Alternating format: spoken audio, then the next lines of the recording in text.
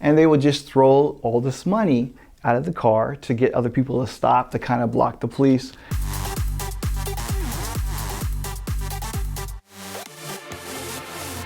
So most of the people that were on this Gumball rally, were 75% were from other countries. So they didn't really care about getting their license taken away, or they don't care. There's no points are going to transfer over to Europe or to Russia. After we left Texas, it was pretty much, we're running in the desert.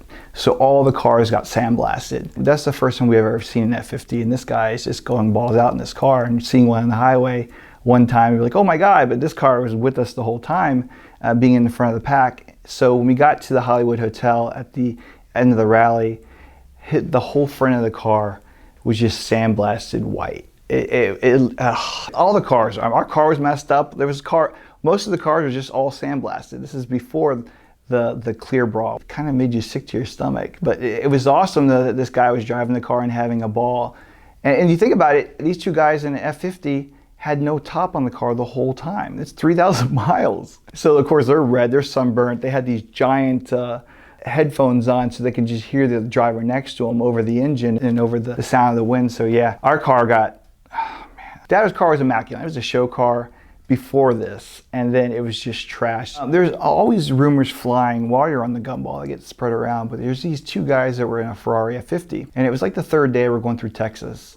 And I don't know how they came up with this scheme, but when they were being chased by police, they would have a bag of dollar bills. So they'd go through a small town where, you know, there's only 2 cop cars per county, and they would just throw all this money out of the car to get other people to stop, to kind of block the police. Well, I think it sounded like a good idea at the time, but it didn't work out. These guys got arrested in this one small town. So the cop brought them into this little tiny courthouse, and they went to the judge's chamber. The object of these races, of course, is to always finish no matter what. Not in your vehicle, just finish. And the judge is like, we know that you want to party with all your friends, but we want a part of the action.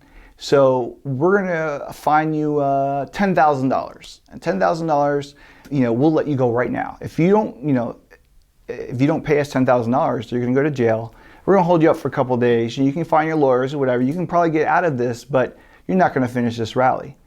So the guy agreed. I mean, the guy drives an F50, he's got a lot of money. So I don't know how they did the bank transfer. So they get $5,000. The judge gave $5,000 to the cop that arrested him, and he kept $5,000. The guy said, wait a minute.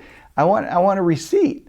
And the judge was like, no problem. And he had a piece of paper, like a legal pad, and just scribbled something. Here's your receipt. What is the guy going to do? He just got, you know, off the hook, you know, he was let go. So he's like, okay. There's just all kinds of crazy stories like that, man. And that one was true because I've heard it from different people, but a lot of the people outside, like, you know, outside the rallies, you'll know if it's true or not.